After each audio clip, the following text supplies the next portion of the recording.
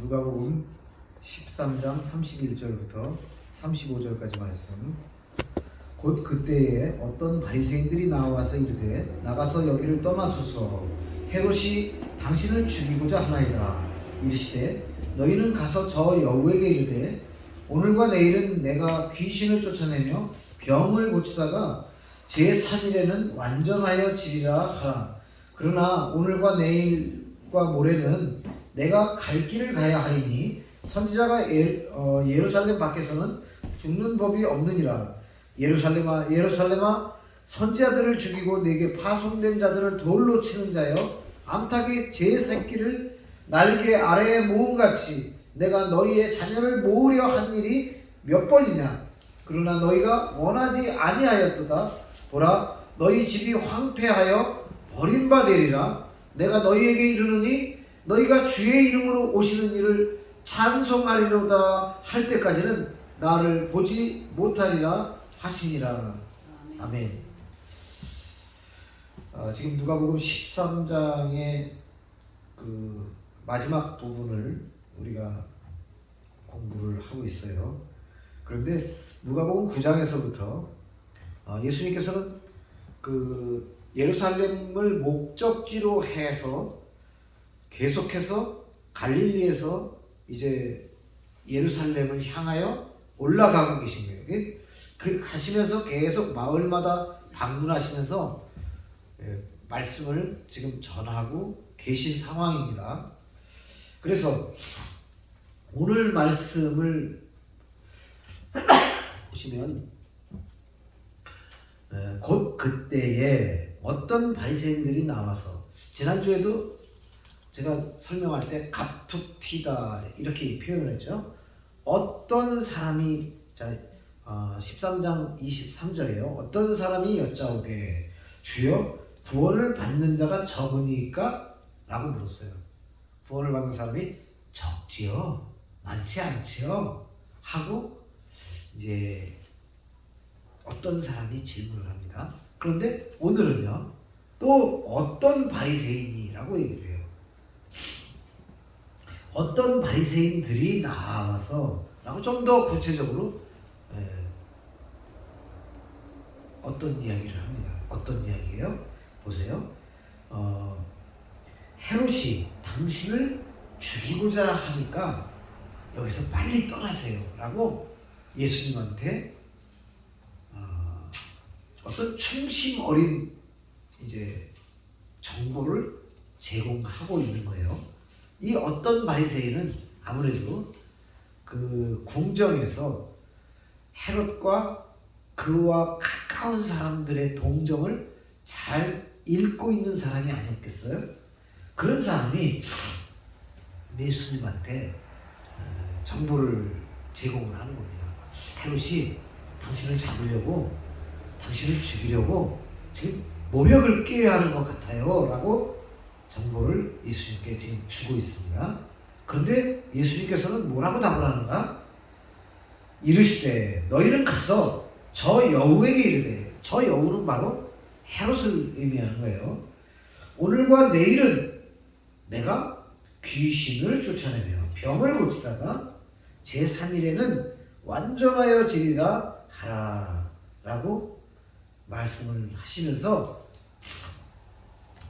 이상하게 그 접속사를 사용하셔서 그러나 오늘과 내일과 모레는 내가 갈 길을 가야 하리니 선지자가 예루살렘 밖에서는 죽는 법이 없느니라 이렇게 말씀을 하시죠.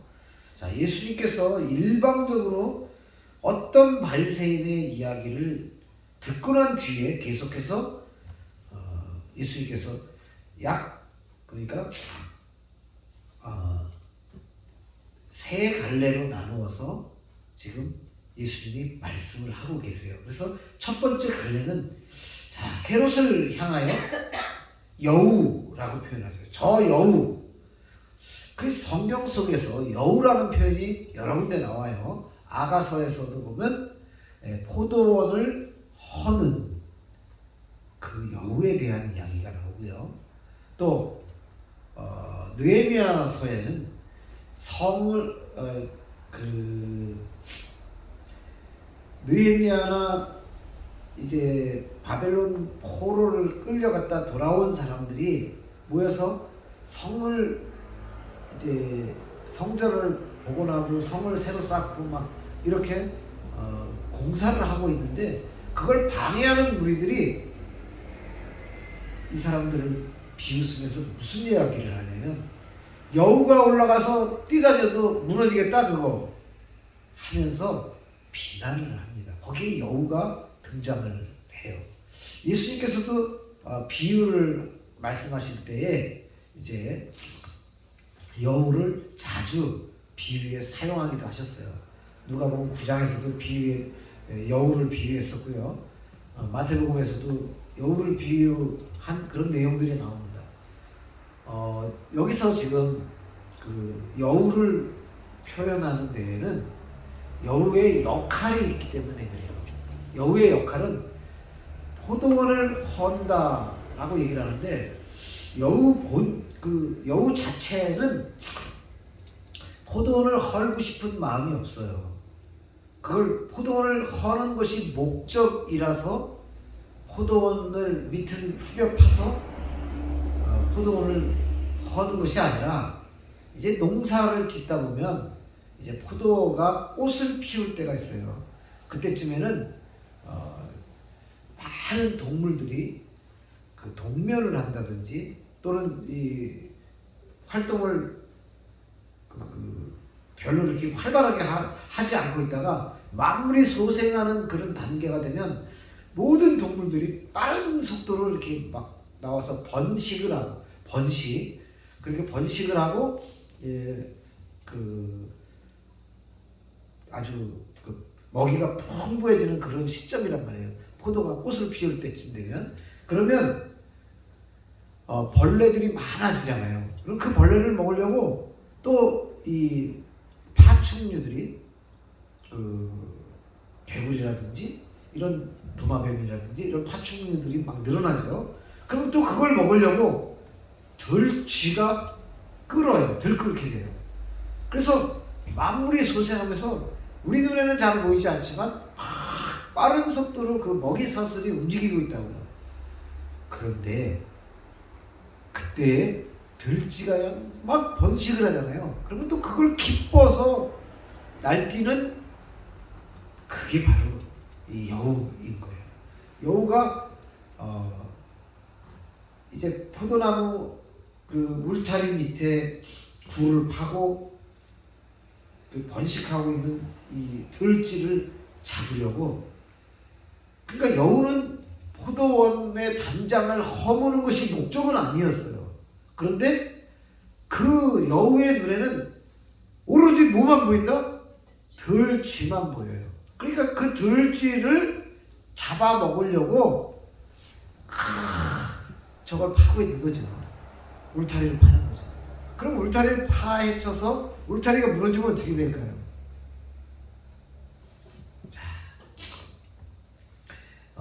덩치가 큰 짐승들, 막 이런 짐승들까지 다 포도원으로 들어와서 포도원을 막 휘젓고 다닐 거예요. 포도 잎이 번성을 하고 꽃이 피고 막 이러면 그걸 와서 뜯어먹고, 낙타도 와서 뜯어먹고, 양도 와서 뜯어먹고, 소도 와서, 들소도 와서 뜯어먹고, 이렇게 하면 그 포도원 자체가 무너지는 거예요. 포도원 자체가 무너지면 이제는 포도가 다시 꽃을 피워서 다시 번성해지는 그 먹이사슬이 생기는, 먹이사슬이 무너져가지고 다시 그 포도원의 역할을 하지 못하게 되는 거예요. 그런데 여우는 그런 것까지 생각을 하지 않고 그저 그 시기가 되면 그 땅굴을 파서 들쥐를 잡아먹으려고 아주 바락바락 그 땅을 파헤치다 보면 결국은 단장이 허물어지고 다른 들짐승들이 몰려와서 이제 그 포도원을 무너뜨리게 되는 이런 상황이 오게 되는 거죠. 여기서 예수님이 바로 그 헤롯이라는 이스라엘의 유대의 분봉 왕을 향하여 지금 일침을 가하고 있는 거예요. 무슨 얘기냐? 국가라는 것은 국민의 생명과 재산을 지키는 것이 목적이죠. 그래서 그 울타리를 쳐놓고 국방이라는 역할도 해야 되고요. 그 다음에 포도원을 통해서 풍요롭게 그 백성들도 먹여야 되고, 그래서 국민의 생명과 재산을 보호하고 국민들이 평안하게 살 수 있도록 도와야 되는 그 역할을 맡은 헤롯이 하는 짓이라고는 자기의 이익에 급급해서, 자기의 이익이라는 건 당시에 로마의 아부를 해서 자기가 대대손손이 분봉 왕의 지위를 갖는 것이었어요. 자, 이스라엘 백성의 왕으로 선 자라면 그가 비록 아람 사람일지라도, 아람 족속인데 그가 와서 이스라엘의 왕 노릇을 하고 있는 상황이라도 이스라엘 백성들을 위해 그가 일을 했더라면 얼마나 이스라엘 백성 사람들이 고마워했겠어요. 그런데 그 아버지라는 자는 이스라엘 백성들의 종교심을 이용해서 뭐라 했죠? 그 헤롯 대왕이라는 자는 이제 성전을 새로 짓자. 그러면 쟤들이, 저 이스라엘 백성들이 나한테 뭐라 못할 거야. 나를 존경하겠지? 나는 여러분들아, 니들한테 성전세 받아서 뒤로 좀 챙기고 로마 그 황제한테 좀 아부도 좀 하고 닙을 보내고 여기서 다 빼먹을 수 있어 라고 아주 묘한 자신감과 그런 교활한 수법으로 성전이라는 눈에 보이는 그런 건물을 짓기 시작한 게 헤롯 대왕이잖아요. BC 18년경부터, 이제 다른 곳에는 BC 20년경부터라고 되어 있고 AD 63년까지 지었다고 되어 있는데 실제로는 뭐 보수도 하고 이렇게 저렇게 해서 AD 70년경까지 계속해서 AD 67년 또는 70년 이렇게 여러 가지 기록이 있어요. 그래서 약 80년 동안이나 3대에 걸쳐서 성전을 짓고 이스라엘 백성들의 주머니를 탈탈 털어가지고 거기 성전을 짓는 데다가 썼어요. 그러니까 이스라엘 백성들은 전부 고생고생하면서 눈에 보이는 그 성전을 짓고, 우리가 그래도 우리 세대에 이렇게 성전을 짓는구나. 그런데 예수님께서는 이 바보들아, 눈에 보이는 걸 어떻게 믿을 수 있니? 이 바보들아 라고 얘기를 하죠. 자, 예수님께서는 사실 그 미련한 백성 등의 등을 쳐먹으면서 자기의 이익을 취하고 있는 이 헤롯을 바로 포도원을 허는 여우 새끼로 본 거예요. 그냥 완전히 교활하고 잔인하고 아주 그 못된 그런 짐승으로 보고 있는 거죠. 자, 그와 반대로 예수님 자신은 무슨 역할을 맡고 있습니까? 지금 예수님은 너희는 가서 저 여우에게 이르되 라고 얘기하면서 나는 여우 너같이 국민의 생명과 재산을 보호하기는커녕 내 이익과 내 권리를 위해서, 권력을 위해서 백성들을 등을 쳐먹는 여우 너 같은 역할이 아니라 오늘과 내일은 내가 귀신을 쫓아내며 병을 고치다가 제3일에는 완전하여 지리라 하라. 여기서 말하는 이게 무슨 얘기냐? 바로 이사야서에서 메시아가 오셔서 하나님 나라를 전하게 되면 어떤 일이 벌어진다? 바로 귀신을 쫓아내고 병을 낫게 해주고 이제 온 세상이 평화로운 그런 날이 될 것이다 라고 했어요. 그러니까 나는 메시아의 구세주의 역할을 맡은 그런 존재다 라고 바로 그 여우와 헤롯과 자신을 비교해서 지금 말씀해 주고 계신 겁니다. 자, 그런데 33절을 보면 그러나 라고 또 얘기를 해요. 그러나 역접속사를 사용하신단 말이에요. 오늘과 내일과 모레 이렇게 이제 또다시 3일에 대한 이야기를 하죠. 3일. 성경 속에서 3일을 이야기할 때는 십자가를 지고 돌아가신 후에 3일 후에 예수님께서 부활을 하시지요. 이 부활이라는 것은 바로 완전하여지는 것을 의미하는 거예요. 완전하여진다는 것은 예수님께서 메시아의 역할을 명확하고 완전하게 수행하시는 것에 대해 설명하고 있는 겁니다. 자, 여러분의 가족들 중에 만일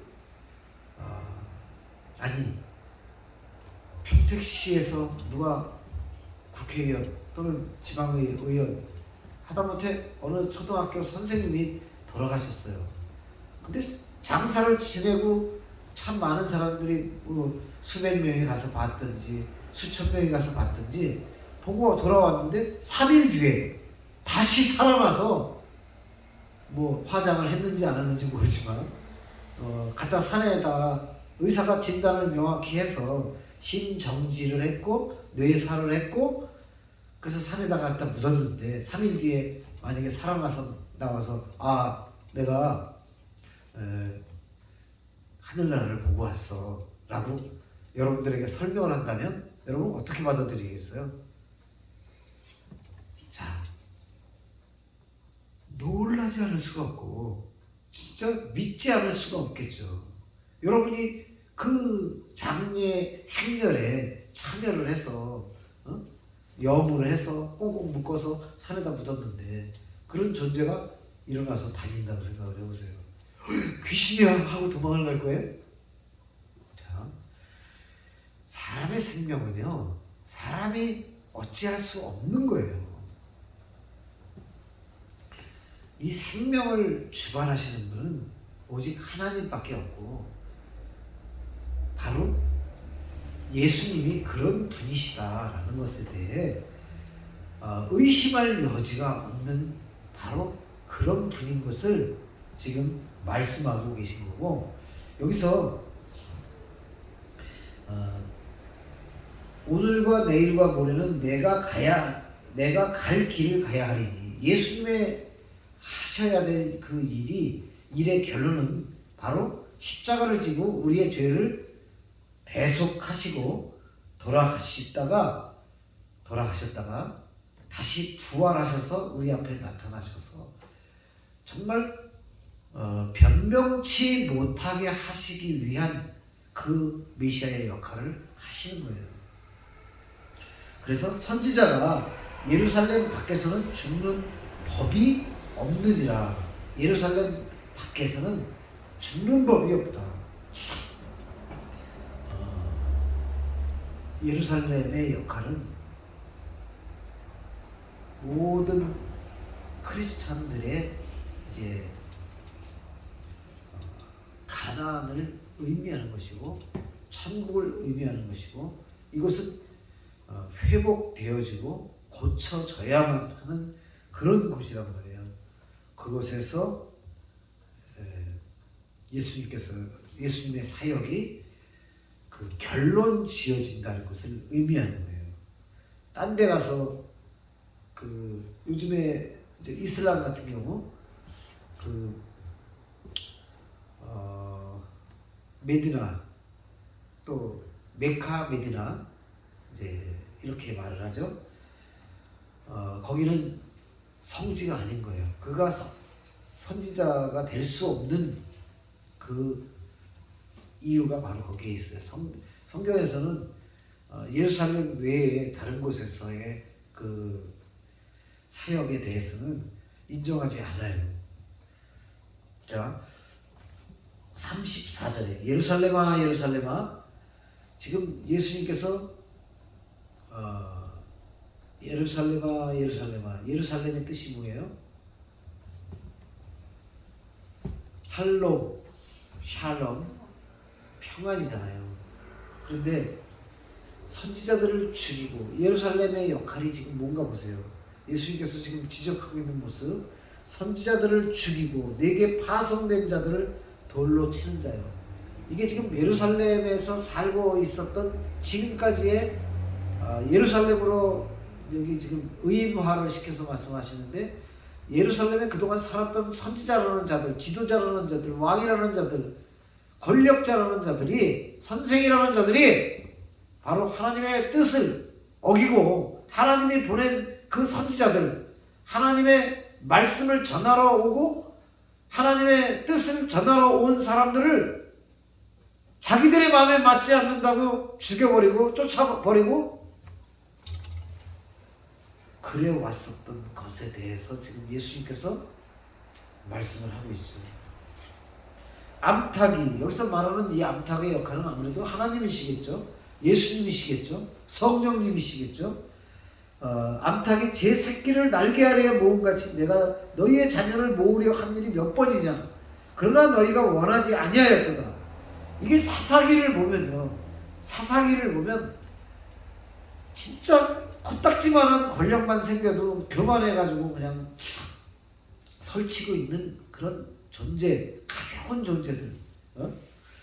바로 그 존재가 누구냐? 이 여우, 이 교활하고 잔인하고 자기의 이익밖에 모르는, 눈앞에 이익에 눈이 어두워서 그 쥐새끼 몇 마리 잡아먹겠다고 포도원을 허는 존재, 이 존재의 가벼움, 이런 자들이 바로 대표적인 자가 여우 같은 새끼, 여우 같은 놈. 이제 여기서는 바로 그 헤롯의 역할, 이스라엘 분봉 왕의 역할을 말하고 있는 거예요. 로마에다가는 아부하고 뇌물을 바쳐서 왕의 자리를 받아다가 백성들의 고혈을 지금 짜고 있는 이, 그야말로 예수님께서는 사람 새끼 같지 않다라고 표현을 하고 계신 거예요. 교활하고 아주 못된 존재.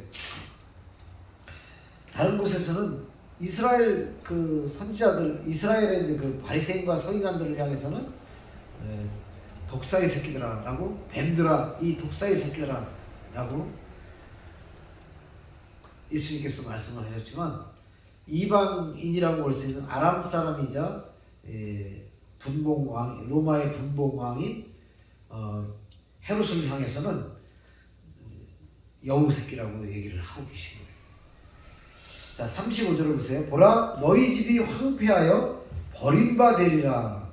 너희 집이, 그러니까 너희들이 지금 너희의 집이라고 생각하고 너희의 안식처라고 생각하고 그 성전은 황폐하여질 거야. 너희의 가문, 너희들이 중시하고 있는 전통, 너희들이 생각하고 있는 그 눈에 보이는 천국, 그리고 민족적 메시아 다윗 왕과 같은 강력한 권한을 가지고 와서 군사를 몰고 와서 이들이 생각하고 있는 그 하늘나라의 개념은 바로 저 여우 같은 인간 헤롯이 꿈꾸는 그 눈앞의 이익에 포도원을 허는 것과 같은 그런 모습을 너희 역시도 하고 있다. 그런 기준을 갖고 있다라는 것을 의미하고 있는 거예요. 그래서 그것이 무너질 거다. 보라, 너희 집이 황폐하여 버림받으리라. 여기서 말하는 집이라는 것은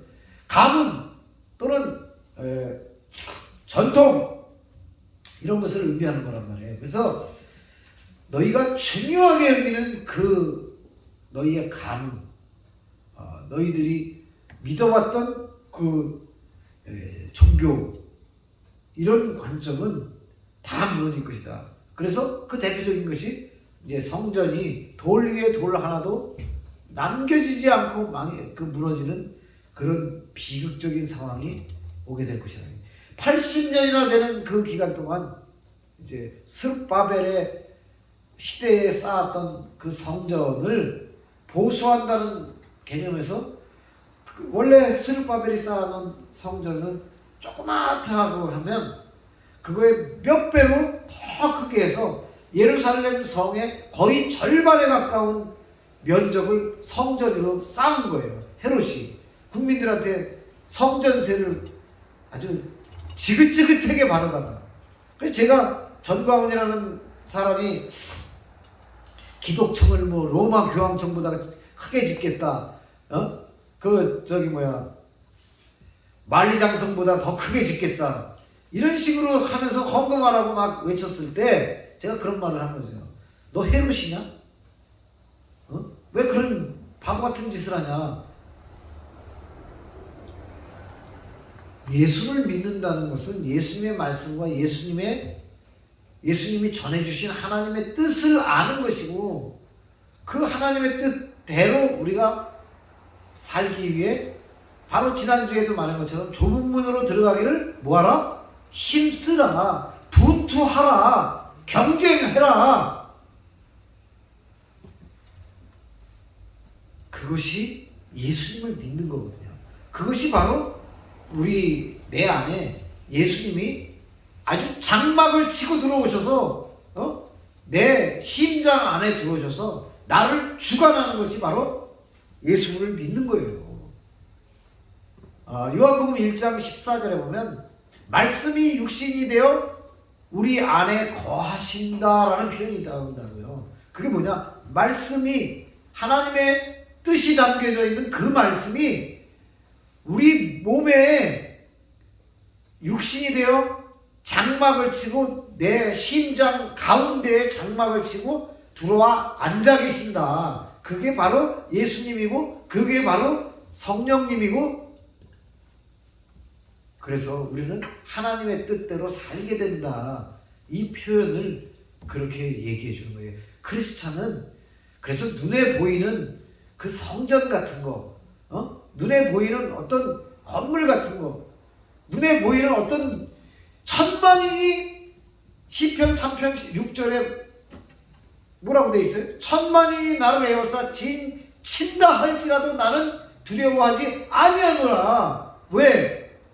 여호와 하나님이 나와 함께 계시기 때문에 천만 명이 오른쪽을 보고 저것이오라 라고 얘기하고 그리를 따라가고 있어도 나는 나 홀로라고 할지라도 하나님이 내 안에 들어오셔서 나를 주관하시고 나를 왼쪽으로 끌고 가시면 바로 내가 옳은 것이고 내가 바로 하나님의 뜻대로 사는 것이거든요.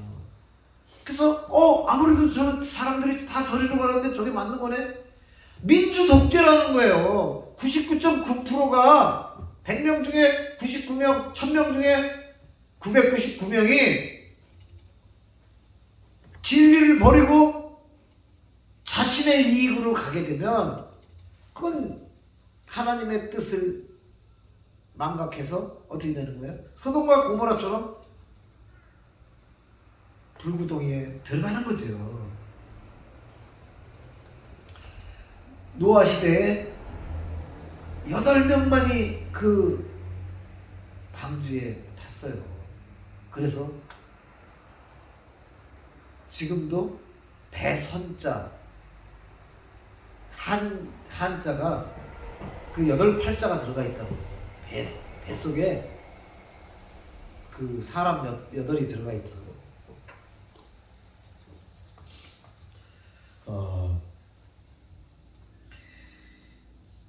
예수님께서는 아주 단도직입적으로 명확하게 너희 집이 황폐해진다. 우리가 요새 8비트, 16비트, 1기가바이트 이렇게 얘기하잖아요. 그 바이트가 바로 너희 집이에요. 집. 그 바이트가. 근데 황폐하여 버림바 되리라 라고 정확히 말씀을 해주셨어요. 내가 너희에게 이르노니 너희가 주의 이름으로 오시는 이를 찬송하리로다 할 때까지는 나를 보지 못하리라 하시니라. 예수님께서 이제 초림을 하셔서 자신의 임무, 결국 우리의 그러니까 선지자들이 구약 성경을 통해서 그동안 말씀해 놓으신 메시아가 오리라, 메시아가 오리라, 메시아가 오면 이런 일을 하리라, 메시아가 오시면 이렇게 하리라 라고 그동안 예언하셨던 모든 것을 행하시고, 그러니까 그 대표적인 것이 무엇이다? 병을 고치시고 앉은 자를 일으키시고 눈먼 자를 보게 하시고, 그러니까 사람으로서는 할 수 없는 게 바로 그 장님의 눈을 뜨게 하는 거고 안진뱅이를 이렇게 세우는 일이에요. 근데 그러한 일들을 사람들 앞에 눈에 보이게도 실제로 행하셨지만, 사실 그 이야기를 영적으로 놓고 본다면 영적 안진뱅이들이 있잖아요. 그 영적 안진뱅이들이 뭐예요? 누구예요? 잘났다고 하는 사람들, 잘 안다고 하는 사람들, 바로 바리새인과 서기관들처럼 하루 종일 성경을 필사를 하고 하루 종일 성경을 가르치고 있는 그런 사람들이 실제로는 성경의 깊은 뜻을 알지 못하는 거예요. 하나님의 마음을 읽지 못하고 자기들이 장로들의 유전, 해야 되는 거, 하지 말아야 되는 거, 이런 법이나 따지고 앉았었다고. 해야 될 것과 하지 말아야 될 것. 근데 거기에는 사랑이, 하나님 아버지의 마음이 사랑이라고 딱 잘라서 말할 수 있는 거예요. 사랑. 법 위에 아버지의 마음, 진심이 담긴 그 방법으로 이제 법이 실제로 가르쳐지는 그 상황이 돼야 되는 거예요. 제가 참 안타까운 게 뭐냐면, 요새 정치인들이 정치를 하면서 말도 안 되는 개소리들을 하고 있는데, 그게 뭐냐면, 저는 김건희라는 그 대통령 연구인을 가까이서 본 적도 없고 말을 해본 적도 없고 내가 그 사람을 옹호해 줄 이유도 없어요. 왜냐, 그 여자분이 틀림없이 그 뭐 이상한 도사도 쫓아다니고 하여간 마음에 안 드는 목사 입장에서는 그런 사람들을 굳이 그 옹호하고 그런 이유가 없어요. 근데 저는 법적인 걸 얘기하자면, 그 사람이 주가를 조작해서 주가 조작에 그 사람의 계좌가 사용된 적이 있었다라고 이제 전 정부에서부터 2년 반 동안 했어요.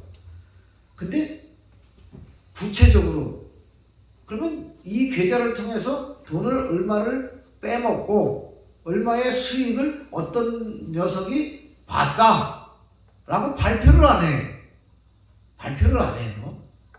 그리고 다시 정권이 바뀌어서 지금도 김건희를 특검하자 이렇게 얘기를 해요. 그러면 이게 도대체 왜 이러나? 자, 말이 되질 않는 게 법적으로요.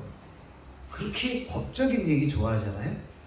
법적으로 김건희가 한 이 재산상의 수익을 혹시 노려서 그 계좌 빌려주고 돈을 얼마를 받아먹었는지 그걸 찾아냈다면 100만원, 200만원만 먹었어도 김건희는 감옥에 가야 돼. 근데 아마 적자만 잔뜩 본 것 같아요. 첫째, 손해만 잔뜩 난 것 같아요. 그리고 그렇게 경제사범에 대해서는 돈 주고받고 이렇게 이익을 남기고 그런 건 그 수사를 하고 이제 기소를 할 수 있는 기간이 10년이라고 딱 못이 박혀 있어요. 그건 왜 그러냐면 법적 안정성이라는 것을 확보하기 위해서 그렇다라고 저는 이제 배웠어요. 법을 공부할 때 법적 안정성. 왜냐면 맨날 과거에만 사로잡혀 있으면 안 되기 때문에 그런 거예요. 그래서 저희 같은 경우는 수십억이 되는 땅을 특별조치법이라는 걸로 농사 짓는 사람이 땅을 가져야 된다 해서 뺏기기도 한 사람이 저는. 그렇지만 이게 법적 안정성 또는 이 사회적 이제 회복 이런 차원에서 놓고 본다면 이스라엘은 50년 만에 자기가 사들였던 그동안 땀 흘려서 벌어들였던 모든 재산을 다시 다 돌려줘라 하고 희년 제도가 있잖아요.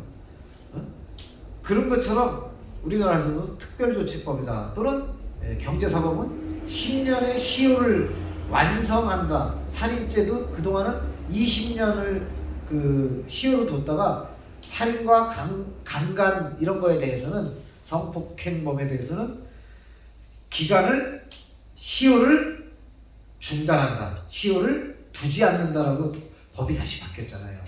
그런데 이 경제사범에 대해서는 계속해서 시효를 10년으로 한다라고 내쳐져 있거든요. 그러니까 뭐 현재 국회의원들도 그렇고 먼저 정부의 대통령도 그렇고 다 법관 출신 아니에요. 판사 출신, 변호사 출신들이니까 이 사람들이 봤을 때 어떤 법으로 걸어서 김건희 씨를 고소를 할 수가 없는 거예요. 그러니까 그 김건희를 잡아낼 법이 없는 거예요. 쉽게 얘기해서. 그런데도 계속 김건희를 특검하라 라고 입으로 떠들고 있는 것은 속내가 있는 거죠. 속내. 뭐냐. 나도 잘못했지만 너도 잘못한 적 있잖아.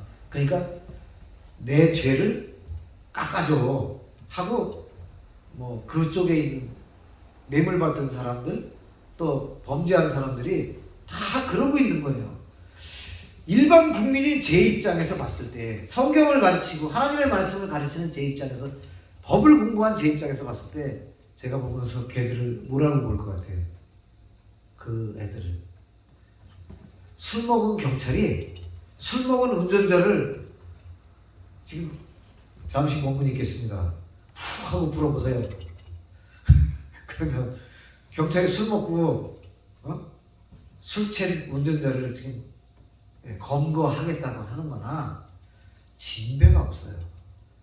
그러니까 진흙탕 속에서 서로 너 옷 빨아, 너 세수해, 손 씻어, 야 너 때문에 지금 여기 더러워졌잖아 하고 서로가 서로를 향해서 그렇게 말을 하고 있는 거에 불과해요. 자, 예수님의 말씀을 아는 사람들이요. 그리고 예수님의 말씀을 배웠다는 사람들이요.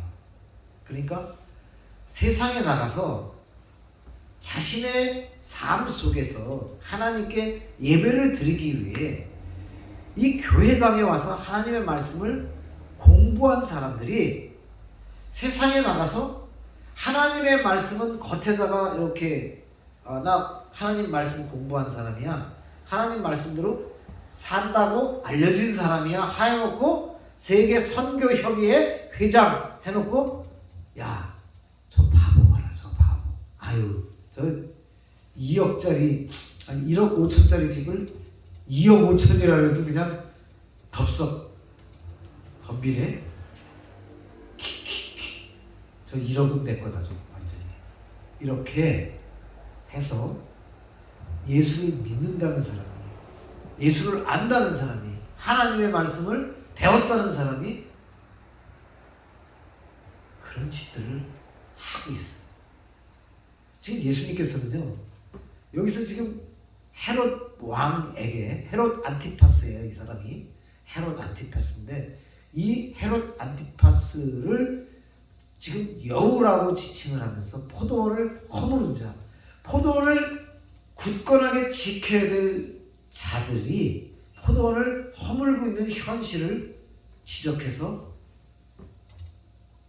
말씀을 하고 계시잖아요. 남을 지적하려면요, 자신은 어떻게 해야 돼요? 더 죽어야 돼요.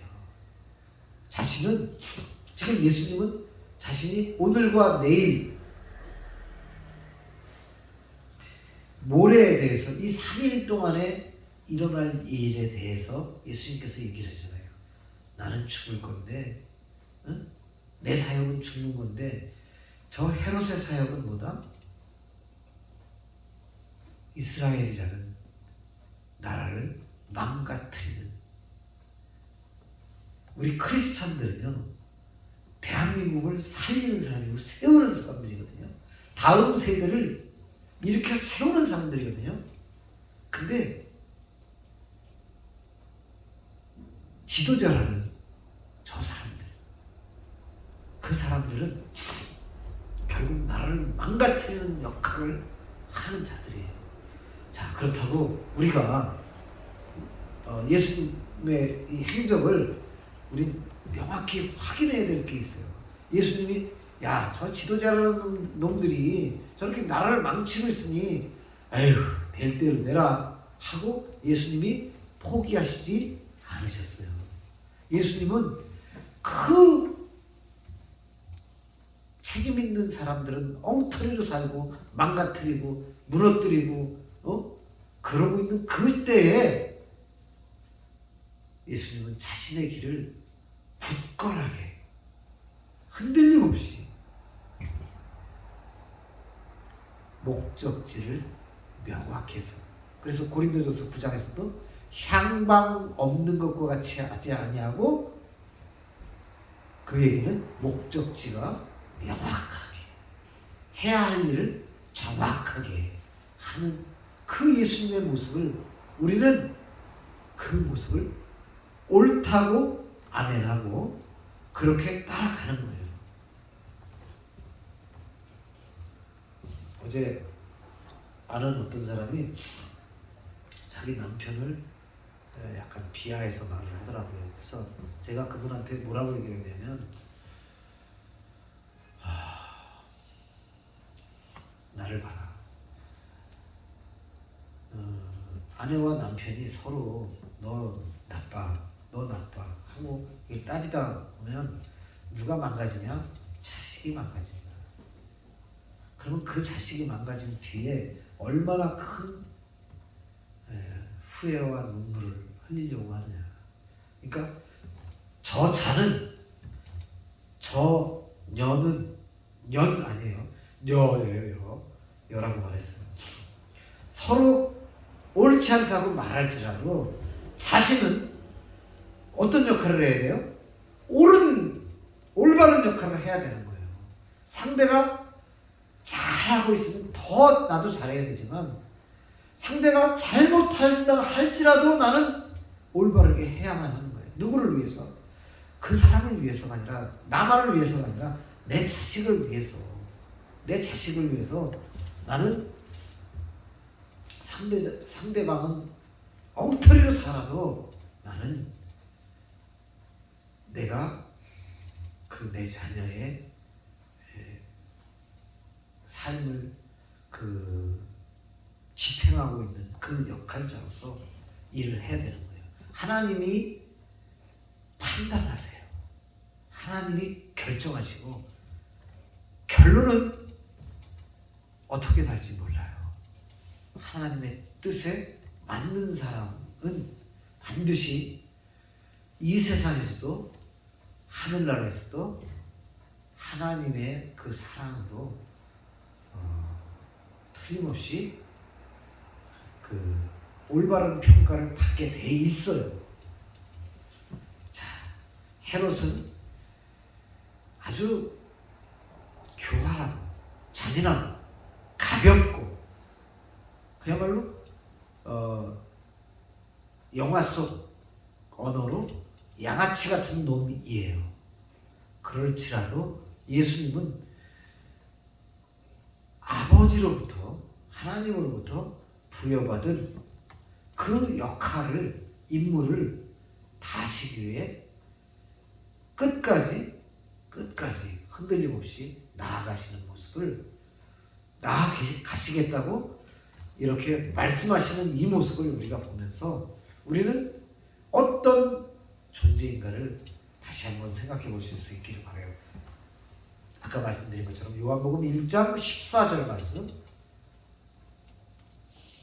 말씀이 육신이 되어 우리 가운데, 이 여기서 말하는 우리 가운데는 우리의 심장 한가운데 장막을 치고 들어와 계시다. 우리 가운데에 거하신다라는 것은 그냥 거하는 게 아니라 집을 지으시고 장막을 지으시고 우리 심장 한가운데 들어와 거하신다라는 거예요. 그러니 그분이 우리 심장을 꽉 붙잡고 오른쪽으로 가자, 오른쪽으로 가는 거고, 왼쪽으로 가자, 왼쪽으로 가는 거고, 뒤로 돌아가자 그럼 뒤로 돌아가는 거예요. 그분의 명령을 따르는 삶. 그래서 바울 사도는 이렇게 말씀을 했잖아요. 예수님이 십자가에 달려서 죽으시고 부활을 하실 때 로마서 5장에 우리도 그 안에서 죽고 다시 부활을 했다. 왜? 예수님이 그 십자가에 돌아가신 그분이 바로 우리 안에 들어와서 심장 안에 장막을 치고 앉아 계시니 결국 그 얘기라는 거예요.